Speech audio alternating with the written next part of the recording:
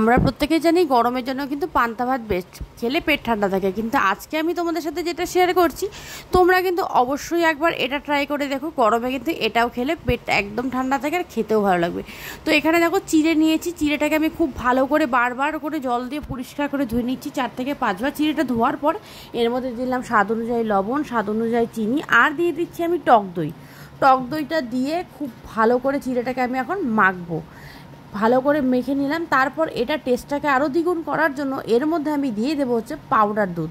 Powder দুধটা আমি এখানে 2 থেকে 3 চামচ ব্যবহার করছি। পাউডার দুধটা না দিলেও চলে, কিন্তু এটা দিলে স্বাদটা কিন্তু আরও বেড়ে যাবে। পাউডার দুধটা দেওয়ার পর খুব ভালো করে সব কিছুকে মিশিয়ে এটাকে মাখতে হবে।